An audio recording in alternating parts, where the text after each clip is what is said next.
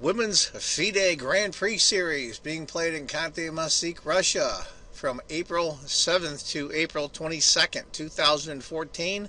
I don't think the women get nearly enough credit that they deserve.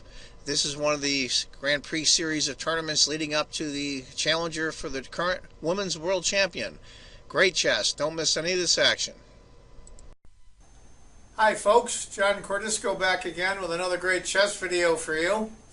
This is another game from round 4 of the Women's FIDE Grand Prix 2014, a series of tournaments to determine the next challenger for the Women's World Championship.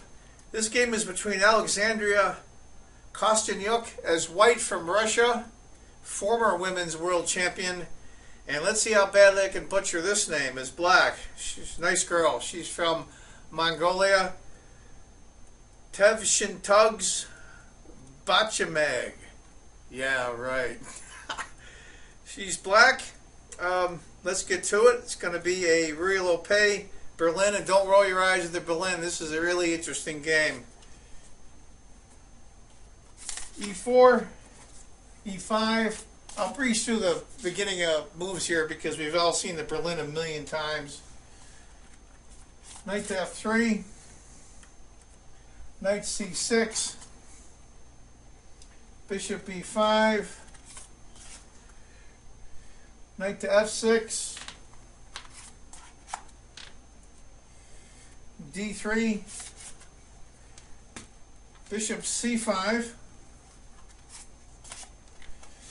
See this a lot of times. I'm just going to go through the opening here in the Berlin. Favorite of Vladimir Kramnik. Knight to E4. Or excuse me, D4, knight takes, bishop takes, if I can get it out of here, knight to D2, and C6. Now here we are, typical Berlin. I do want to mention a couple of things. One is I've used a different size board this time, a little bit bigger. Let me know if you like this one or the smaller board better, and also if you can help me promote my videos here on YouTube, bring my viewership up to my regular viewers and subscribers, I would personally appreciate it. Kind of give me the incentive to do some more. Bishop A4 backs the bishop up. D6, C3. Kind of like a real Opay setup, even though this is a Berlin. You're going to have a place to tuck your bishop in when the pawns start coming after it. Bishop B6. He backs his bishop up. Bishop B3. This bishop comes back. You see the diagonal right on the F7 pawn. That's a good spot to be pointing at. H6. Probably stopping future bishops here to pin this knight because a dark squared bishop can't come in. That would be a very annoying pin. Knight to C4. Knight comes up to the center of the board. Bishop C7. She tucks her bishop away. Queen F3. Bishop E6. Oop, around my hair got turned around. Knight E3. You see that it's common to bring the other knight on this side of the board. Queen D7. Getting ready to castle on either side. I'm assuming she's going to castle on the king side. D4. Challenge the lead pawn for black right away. Bishop G4. Hitting the queen. Queen to G3, only square for the queen. And black castles kingside.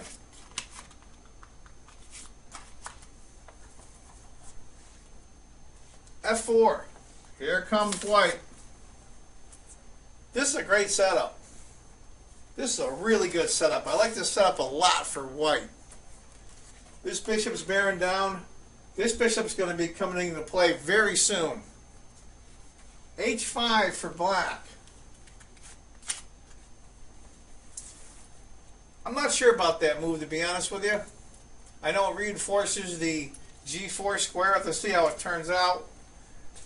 There comes the other. She transfers the bishop.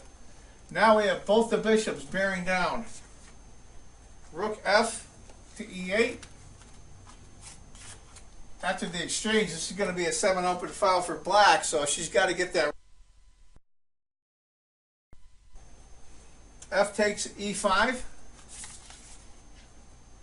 And D takes E5. We're clearing out the center here in a hurry. D5. This gains a lot of space. It's pushing black back. These pawns are going to start coming forward. I like that move a lot. Queen to D6.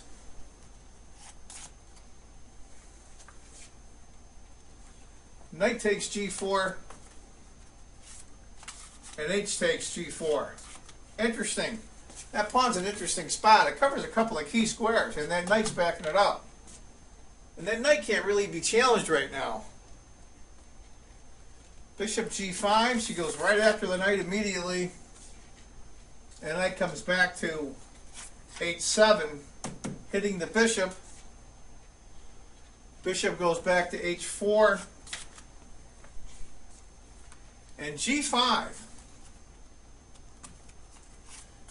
Hitting the bishop. After G5, queen takes G4.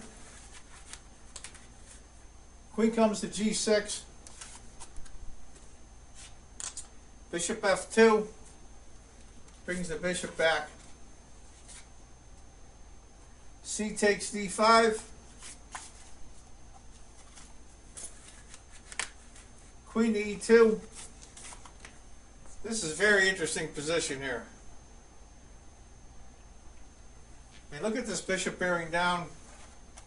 I'll tell you the truth, the pawn takes and bishop takes. Black's king is very, very exposed.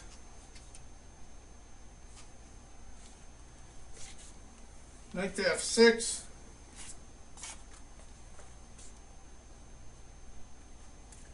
E takes D. E4, pushing the pawn up.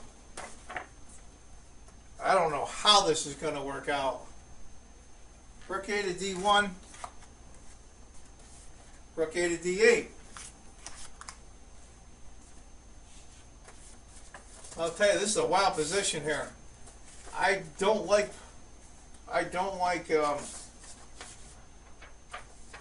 Black's position that much, to be honest with you. I really don't. This pawn is way too far advanced. We're going to have to see how this works out.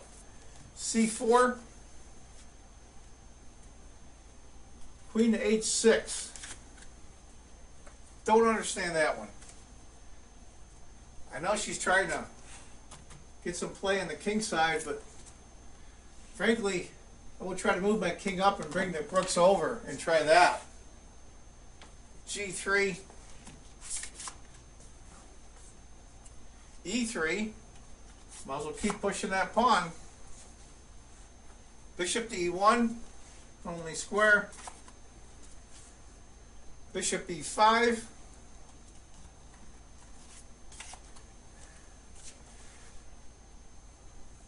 I'll tell you, this is a great pawn chain right here. Her pawn's in really good shape. Bishop A4, hitting the rook. Rook comes up to E7. It looks like Black's got an attack, but I don't think the attack is really there. Bishop B4. Here it comes, hitting the rook again. Bishop D6, blocking that off. C5. There comes the pawn storm. Rook to E4. Where else? What can she do? Bishop C3. Bearing right down on this diagonal again. Bishop e5. She's desperately trying to change off one of these bishops. That bishop pair is just brutal on this position, just brutal. Bishop c2. Bishop takes. Now bishop takes the rook. And bishop to b4. She's going to try to go after those pawns. This is tough. This is tough. She had to give up that rook for one of the bishops. I wouldn't want to trade places with her right now. I feel bad because she's a nice kid. Bishop to f3. I mean, she's playing the former women's world champion. Bishop takes c5.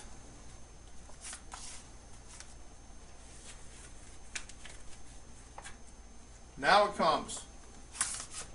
b4. Excellent move. Excellent move. Getting the guard off the pawn. Bishop takes b4.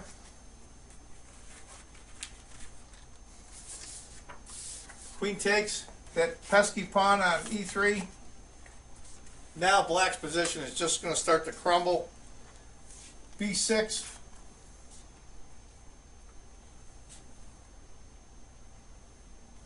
Rook to c1. Rook e8. Hitting the queen. Queen goes to d4. What a beautiful square that is. Right down in the king's position, hitting this knight and this bishop. Bishop goes back to d6. Stop the advance of the pawn. Rook to c6.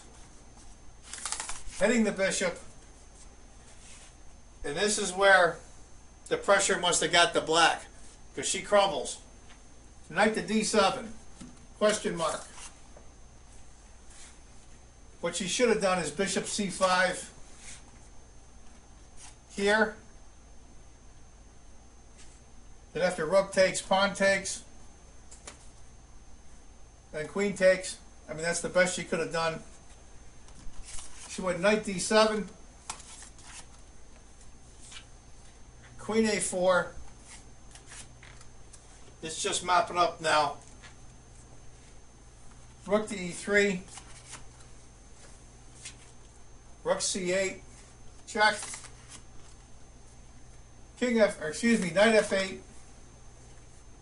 Queen takes the pawn. It's just falling to pieces. Bishop e5.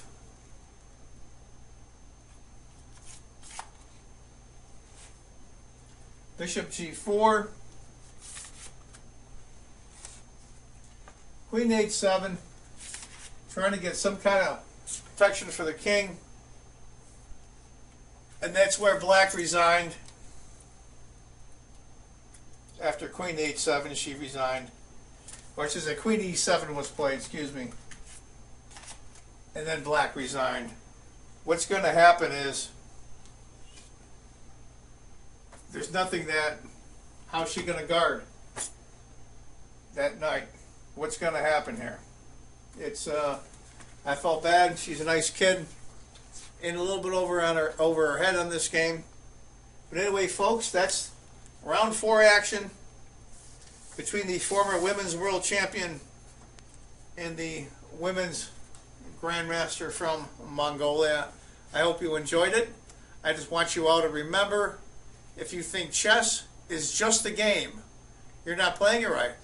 Take care, folks. Bye-bye.